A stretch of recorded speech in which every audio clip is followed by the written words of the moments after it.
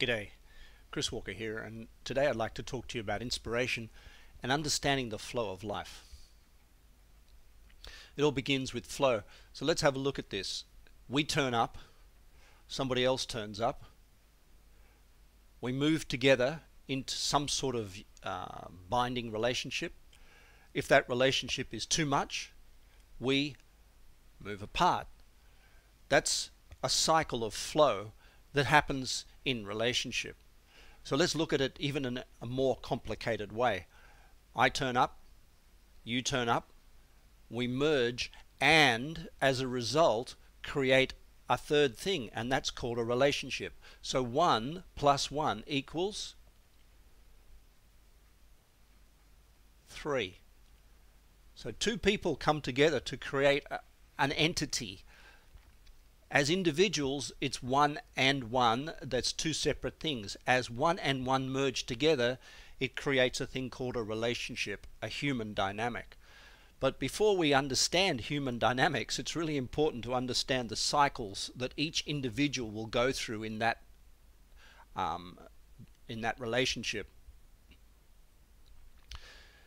Every human being gives birth, and in nature you understand the giving birth process. It's the new tree, it's the new baby, it's the new life, it's spring, it's new ideas. Once things have been given birth to, there's life, there's the process of growth, and finally the cycle of death. Now this repeats itself over and over again in nature. Let's have a look at the other ways it can come into being. You get a new idea, create something with it, and let it go. Why would you let it go? So you can create something else. That's the natural cycle of a human being. Let's look at another one. We organize things, we turn chaos into order, and we organize our mind and organize our knowledge. With that organization we have the power to lead and therefore supervise others and delegate and have others do what we've organized in our mind. And finally we deputize, and deputize means to let go of or give away so that other people can do and we can move on to the next thing. Let's look at another one. We learn, apply, and release. Now if this trinity or this trilogy goes like this in a continuous cycle, then the relationship we described in the first instance of two people overlapping will continually be refreshed, because those two people will never be the same. They'll always be evolving and growing together, whether it's at work or whether it's at home or whether it's in sport or whatever it is.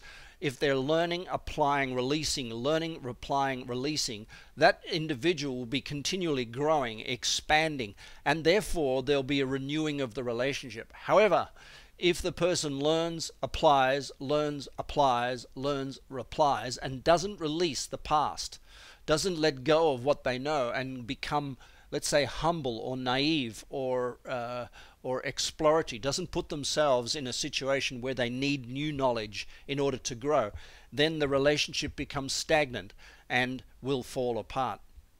This is Chris Walker. Have a beautiful day. Bye for now.